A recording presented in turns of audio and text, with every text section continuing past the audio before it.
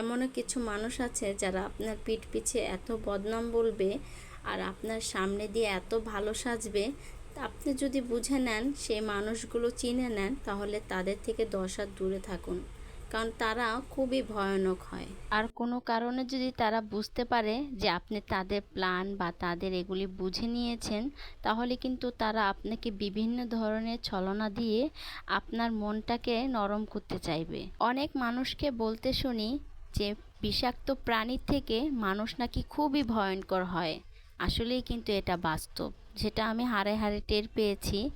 আপনি যদি একবার কষ্ট থাকেন না, তাহলে অনেকে বলবে যে তোমার স্বামীটা এরকম সেরকম, খুব কষ্ট করে তুমি সংসারটা করতেছো, আল্লাহ দোয়া করি যেন তোমার সুখ দেয়, তুমি সুখের মুখ দেখো।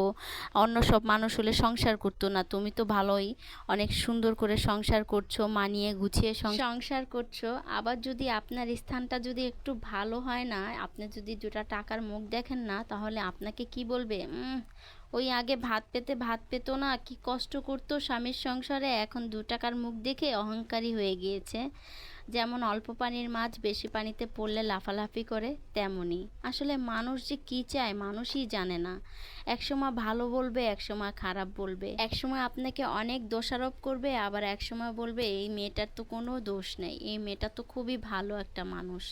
তো কি বলবো, মানুষই সব বলে, আবার মানুষই না সেই জিনিসটাকে খারাপ করে ফেলে। আসলে আমাদের সমাজে এমন কিছু মানুষের কারণে আমরা অনেক মেয়েরাই কিন্তু ভুগে থাকি স্বামীর সংসারে, বাপ মার সংসারে, যে কোনো সংসারেই আমরা একটু কষ্ট পাই। এই দেখুন না, বাপ মার সংসারে যদি একটা মেয়ে বয়স হয়ে যায়, একটু বয়স হলেই না মানুষ নানান ধরনের কথা বলে, এই মেয়েটার বিয়ে হয় না কেন, বিয়ে দেয় না কেন, কেন বুড়ো হয়ে যাচ্ছে, অনেক বেশি বয়স হয়ে যাচ্ছে, পরে আর বিয়ে হবে না।